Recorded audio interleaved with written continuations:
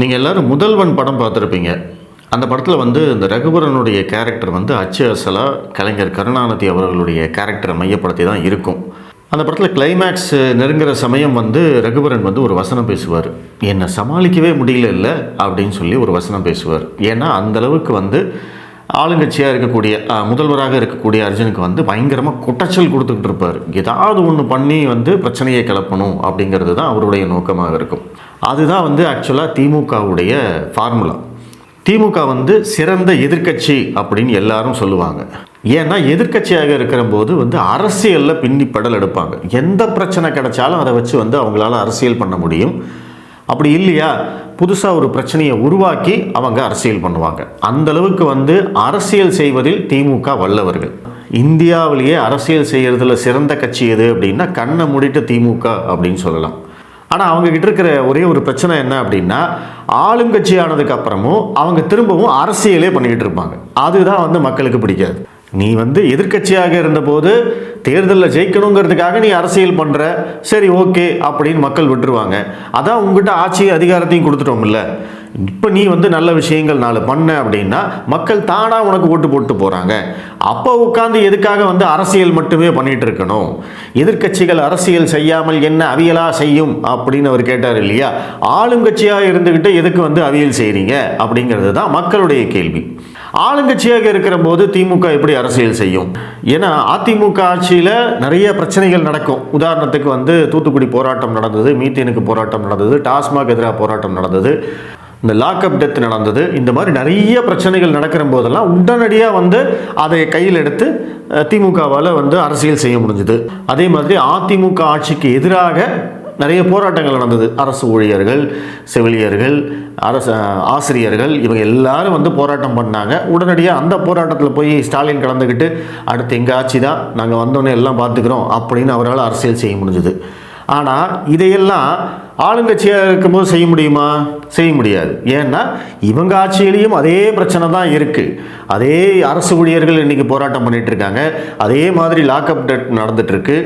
எதிர்க்கட்சிகள் போராட்டம், விவசாயிகள் போராட்டம், இல்லை மாணவர்கள் போராட்டம், அந்த மாதிரி ஏதாவது போராட்டம் அப்படின்னு யாராவது பேசினாலே உடனடியாக அதை தடுத்து நிறுத்திடுறாங்க. ஏன்னா அதிமுக ஆட்சியில் நடந்த போராட்டங்களுடைய வீரியம் இவங்களுக்கு தெரியும். அதனால் யாரையுமே போராட விடுறதில்லை அப்படிங்கிற அந்த முடிவில் இவங்க இருக்காங்க. அப்போ எப்படி அரசியல் செய்யறது?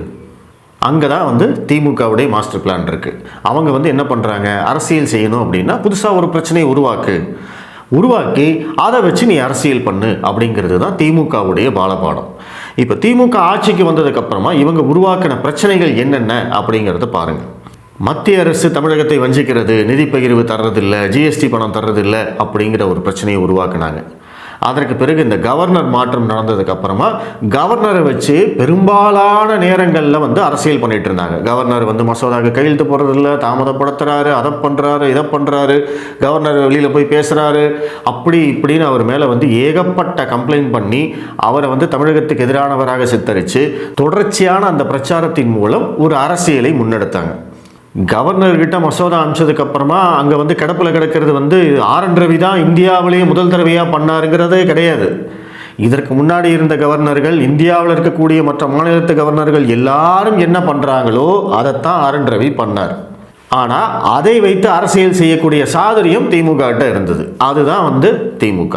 இப்போ நீங்கள் திமுகவை பாராட்டி பேசுகிறீங்களா அப்படின்னு கேட்கலாம். ஆனால் உண்மை என்ன அப்படின்னா திமுகவை இன்றைக்கி பாஜகவால் சமாளிக்க முடியல அப்படிங்கிறது தான் உண்மை. அதுக்காகத்தான் நான் முதல்ல அந்த முதல்வன் பட டைலாக்கை நான் உங்களுக்கு சொன்னேன்.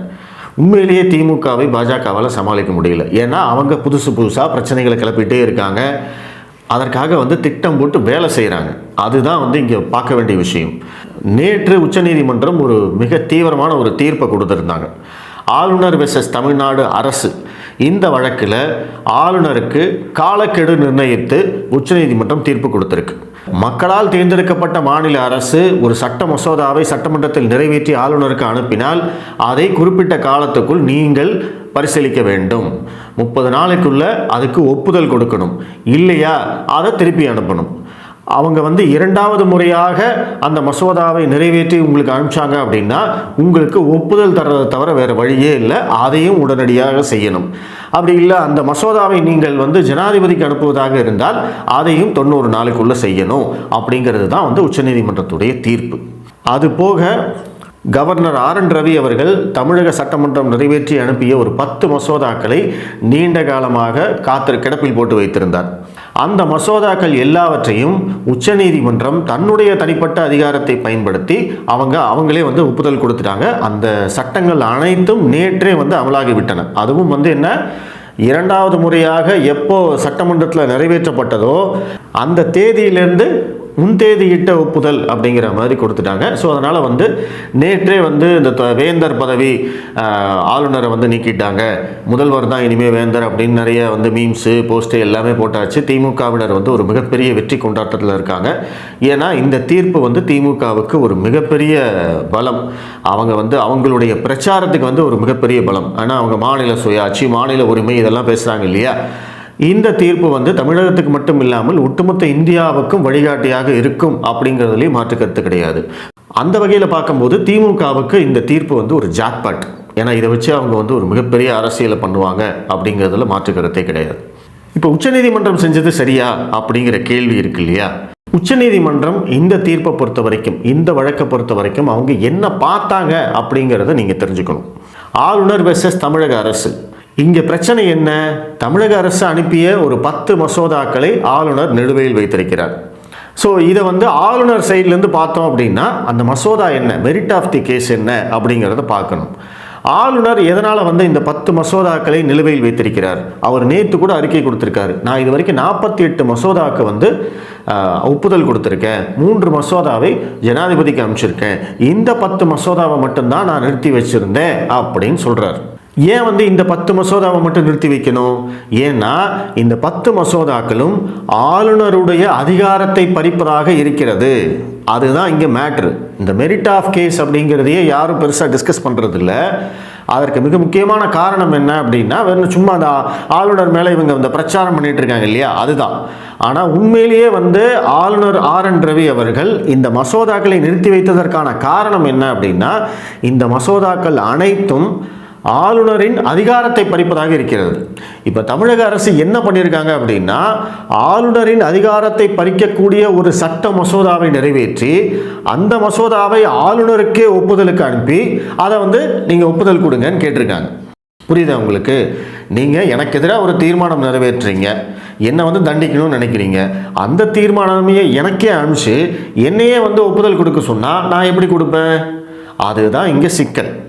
இப்போ நான் வந்து முன்னாடி சொன்னேன் இல்லையா, ஒரு பிரச்சனையை உருவாக்கி அரசியல் செய்வது அப்படின்னு. இந்த விஷயத்தை உதாரணமாக பாருங்கள். இந்த பிரச்சனையை திமுக எப்படி உருவாக்கியிருக்கு அப்படிங்கிறத பாருங்கள். ஆர்.என். ரவி அவர்கள் வந்ததுலேருந்தே திமுகவுக்கும் அவருக்கும் உரசல் இருந்தது. அவர் வந்து கொஞ்சம் முட்டல் மோதலில் இருக்கார். இப்போது எங்கள் கூடயே வந்து நீ வந்து முட்டல் மோதலில் இருக்கியா, எங்ககிட்டயே வந்து முரண்டு பிடிக்கிறியா அப்படின்னு நினைச்ச திமுக என்ன பண்ணுறாங்க, ஆளுநருடைய அதிகாரத்தை பறிக்கும் வேலையை அவங்க செய்கிறாங்க.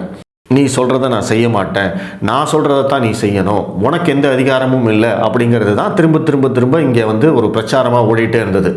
ஆளுநருங்கிறவர் ரப்பர் ஸ்டாம்ப்பு, நீ வந்து ஒரு போஸ்ட்மேனு, உனக்கு எந்த அதிகாரமும் இல்லை, இதெல்லாம் வந்து நிறைய பேர் பேசி நீங்கள் பார்த்துருப்பீங்க.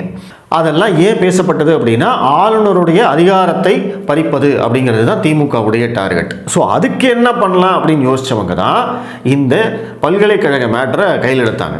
இந்த பல்கலைக்கழகங்கள் எல்லாத்துலேயுமே வந்து ஆளுநர் தான் வந்து துணைவேந்தர், வேந்தர் அந்த மாதிரி பொறுப்பில் இருப்பார். அவருடைய கண்காணிப்பில் தான் வந்து அதற்கு கீழே இருக்கக்கூடிய நபர்கள் எல்லாமே நியமிக்கப்படுவாங்க. இந்த யுஜிசி நாம்ஸ் அப்படின்னு சொல்லுவாங்க. அது மேக்சிமம் வந்து பார்த்தீங்க அப்படின்னா ஆளுநருடைய கண்ட்ரோலில் தான் இருக்கும். இது வரைக்கும் தமிழக அரசில் அப்படி தான் இருந்தது, தமிழ்நாட்டில் அப்படி தான் இருந்தது, இந்தியா முழுக்கவும் அப்படி தான் இருக்குது. அந்த இடத்துல தான் திமுக என்ன பண்ணுறாங்க அப்படின்னா, இனிமே வந்து இங்கே ஆளுநருக்கு அதிகாரம் கிடையாது, வேந்தராக முதல்வர் இருப்பார், துணைவேந்தர்களை நியமிப்பதற்கும் அரசுக்கு தான் அதிகாரம் இருக்குது அப்படின்னு சொல்லித்தான் இந்த 10 மசோதாவையும் நிறைவேற்றி இருக்கிறாங்க. அதாவது பல்கலைக்கழகங்களில் யூனிவர்சிட்டிஸில் இருக்கக்கூடிய ஆளுநருடைய அதிகாரம் அனைத்தையும் பறிக்கும் வகையில் தான் இந்த மசோதாக்கள் நிறைவேற்றப்பட்டிருக்கிறது. ஸோ இந்த இடத்துல தான் வந்து தமிழக ஆளுநருக்கு ஒரு செக் வந்தது. என்னுடைய அதிகாரத்தை பறிக்கிறதுக்காக எங்கிட்டே வந்து இதை அமைச்சிருக்காங்க, அப்போ நான் இதுக்கு என்ன பண்ணணும் அப்படிங்கிற ஒரு கான்ஸ்டியூஷன் ப்ராப்ளமே அவருக்கு வந்துருச்சு. இப்போ ஏன்னா அவர் ஒப்புதல் கொடுத்தாருன்னா அவருடைய அதிகாரத்தை பறிக்கிறதுக்கு அவரே ஒப்புதல் கொடுத்த மாதிரி ஆகிடும். இப்போ ஒப்புதல் கொடுக்கல அப்படின்னாலுமே இப்போ பிரச்சனை ஆயிடுச்சு. ஸோ இதுதான் வந்து இதுக்குள்ளே இருக்கிற சிக்கல். இதை வந்து பெருசாக யாரும் பேசுறது இல்லை. இது வந்து திமுகவுடைய மாஸ்டர் மைண்டு. அவங்க வந்து பக்காவாக பிளான் பண்ணி இதை வந்து ஆளுநர் கூட வந்து விளையாண்டுருக்காங்க. ஏன்னா அவங்களுக்கு தெரியும் ஆளுநரால் ஒப்புதல் கொடுக்க முடியாது, அவரால் வந்து ஜனாதிபதிக்கும் அனுப்ப முடியாது, கண்டிப்பாக இது ஏதோ ஒரு இடத்துல சிக்கலாகும், அந்த இடத்த நம்ம யூஸ் பண்ணிக்கலாம் அப்படின்னு அவங்க பிளான் பண்ண மாதிரியே ஆளுநர் வந்து இதை கிடப்பில் போட்ட உடனே அவங்க நேராக என்ன பண்ணுறாங்க, தமிழக அரசு உச்சநீதிமன்றம் போகிறாங்க. உச்சநீதிமன்றத்தில் இவங்க வழக்கு போடுறாங்க. ஆளுநருடைய அதிகாரத்தை பற்றி மட்டும்தான் வழக்கு. நல்லா புரிஞ்சுக்கோங்க. இதில் இந்த 10 மசோதாக்கள் என்ன, அதுக்கு வந்து சட்டப்படி அது செல்லுமா செல்லாதா அந்த இதெல்லாம் கிடையாது. அதுதான் வந்து மெரிட் ஆஃப் தி கேஸ்ன்னு சொல்லுவாங்க. அந்த மெரிட் ஆஃப் தி கேஸை பற்றி இந்த வழக்கே கிடையாது. இந்த வழக்கு என்ன, ஆளுநருடைய அதிகாரம் என்ன, நான் மாநில அரசு, மக்களால் தேர்ந்தெடுக்கப்பட்ட அரசு, நான் வந்து ஒரு சட்டத்தை நிறைவேற்றி ஆளுநருக்கு அனுப்புகிறேன். ஆளுநருடைய வேலை என்ன, அவர் ஒப்புதல் கொடுக்கணும். அவர் திருப்பி அனுப்புகிறாரா, நான் மறுபடியும் திரும்பவும் வந்து அந்த மசோதாவை நிறைவேற்றி அனுப்புகிறேன் அப்படின்னா அவருடைய வேலை என்ன, அவர் உடனடியாக ஒப்புதல் கொடுக்கணும், இல்லை ஜனாதிபதிக்கு அனுப்பணும். இந்த 2 ஆப்ஷனை தவிர அவருக்கு வேறு ஒன்றுமே இல்லை. ஆனால் இதை இரண்டையுமே செய்யாமல் அவர் வந்து கிடப்பில் வச்சுருக்காரு, அவர் வந்து கையிலேயே வச்சுட்டு உட்கார்ந்துட்டு இருக்காரு அப்படிங்கிறது தான் கேஸ். இதைத்தான் வந்து உச்சநீதிமன்றம் பார்க்குறாங்க. அவங்க இந்த மெரிட் ஆஃப் தி கேஸ்க்குள்ளே போகலை.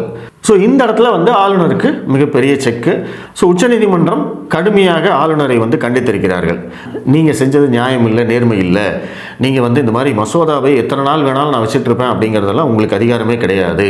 ஸோ உங்களுக்கு வந்து இந்த காலக்கெடுவை நாங்கள் நிர்ணயிக்கிறோம் அப்படின்னு சொல்லி அந்த காலக்கெடுவை நிர்ணயிக்கிறாங்க. 30 நாளைக்குள்ள ஒப்புதல் கொடுக்கணும், 90 நாளைக்குள்ள ஜனாதிபதிக்கு அனுப்பணும் அப்படிங்கிறது எல்லாத்தையுமே வந்து அவங்க சொல்கிறாங்க.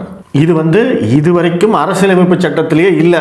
இப்போ தான் வந்து உச்சநீதிமன்றம் இந்த மாதிரி ஒரு தீர்ப்பு கொடுத்துருக்கு. அதனால் இதை செய்யலை அப்படிங்கிறதுக்காக ஆளுநர் ஆர்.என். ரவியை நம்மளால் குறை சொல்லவே முடியாது. ஏன்னா இத்தனை நாளாக 75 வருஷமாக என்ன நடைமுறை இருக்கோ அதைத்தான் ஆர்.என். ரவியை ஃபாலோ பண்ணுறாரு. இதுதான் வந்து இங்கே உண்மை.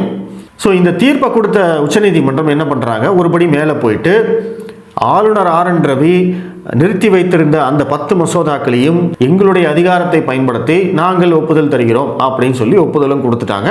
அது வந்து திமுகவுக்கு கிடைத்த டபுள் வெற்றி அப்படின்னு தான் சொல்லணும். ஏன்னா அவங்களுக்கு ஒன்ஸ் இந்த காலக்கெடு நிர்ணயித்து அதோட வந்து தீர்ப்பு கொடுத்து அதுக்கப்புறம் டைரக்ஷன் டு ஆளுநரை கூப்பிட்டு இங்கே பாருங்கள் உங்களுக்கு வந்து இந்த டைரக்ஷன் கொடுத்துருக்கோம், நீங்கள் வந்து அந்த மசோதாவை எல்லாம் ஒப்புதல் கொடுங்க அப்படின்னு உச்சநீதிமன்றம் சொல்லியிருந்ததுன்னா அது வேற. திமுகவுக்கு வெற்றி, ஓகே, ஆளுநரும் வந்து உச்சநீதிமன்றம் என்ன சொல்கிறாங்களோ அதை கேட்குறாரு, முடிஞ்சது. ஆனால் இங்கே உச்சநீதிமன்றம் ஆளுநருடைய வேலையையும் அவங்களே செஞ்சுட்டாங்க. அப்போ இது வந்து திமுகவுக்கு ஒரு மாபெரும் வெற்றி அப்படிங்கிறதுல எந்த சந்தேகமும் இல்லை. ஆனால் இது வந்து கண்டிப்பாக உச்சநீதிமன்றத்தில் மறுபடியும் மேல்முறையீட்டுக்கு போகும். அரசியலமைப்பு பெஞ்சில் வந்து இது வந்து விசாரிக்கப்படும். கண்டிப்பாக அந்த மாதிரியான விசாரணைகள் நடக்கும். அது போக இந்த மெரிட் ஆஃப் தி கேஸ், இந்த சட்ட மசோதா இருக்கு இல்லைங்களா, அந்த சட்ட மசோதா சட்டப்படி சரியானதா தவறானதா அப்படிங்கிறத பற்றியும் வந்து கண்டிப்பாக கேஸ் நடக்கும். அது வந்து தனி விசாரணை செய்ய போகிறோம் அப்படிங்கிறதையும் உச்சநீதிமன்றம் சொல்லிட்டாங்க.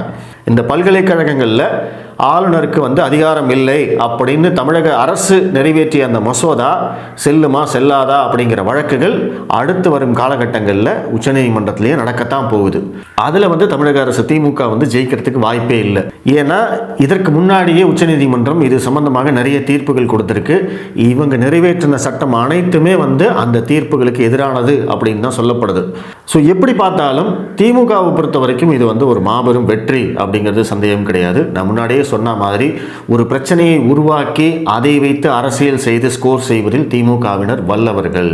அதனால தான் வந்து ஒவ்வொரு பிரச்சனையாக அவங்க வந்து உருவாக்கிட்டே இருக்காங்க. இந்த சமகிரக சிக்ஷா பிரச்சனையை உருவாக்குனாங்க, நீட் தேர்வு பிரச்சனையை அவங்க தான் உருவாக்குனாங்க, இந்தி திணிப்பு அப்படின்னு ஒரு பிரச்சனையை உருவாக்குனாங்க, இப்போ இந்த டீலிமிட்டேஷன் பிரச்சனை அவங்க தான் உருவாக்குனாங்க.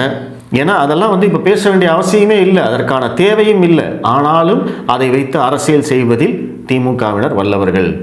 ஏன்னா அவங்க இங்கே அரசியல் செஞ்ச மாதிரியும் ஆச்சு, பாஜகவுக்கு எதிரான ஒரு நெரேட்டிவ் செட் பண்ண மாதிரியும் ஆச்சு, திமுக ஸ்டாலின் அவர்களை வந்து முன்னிறுத்தின மாதிரியும் ஆச்சு, தமிழக அரசில் இவங்களோட ஆட்சியில் நடக்கக்கூடிய அலங்கோலங்களை, அதிகார துஷ்பிரயோகங்களை, இங்கே இருக்கக்கூடிய கஞ்சா, போதை மருந்து, கொலை, கொள்ளை, இந்த விஷயத்தை எல்லாம் மறைச்ச மாதிரியும் ஆச்சு. ஒரே கல்லில் 4 மாங்காய் 5 மாங்கான்னு அடித்து தள்ளிட்டு போயிட்டே இருப்பாங்க. ஸோ அதுதான் வந்து திமுக. ஸோ இப்படிப்பட்ட திமுகவை பாஜக வந்து சமாளிக்குதா இல்லையா அப்படிங்கிறத நீங்களே முடிவு பண்ணிக்கோங்க. நான் வந்து உங்களுக்கு ஃபேக்ட்ஸ் என்ன அப்படிங்கிறத சொல்லியிருக்கேன். உங்கள் பார்வை என்னங்கிறதையும் நீங்கள் சொல்லுங்கள். நன்றி.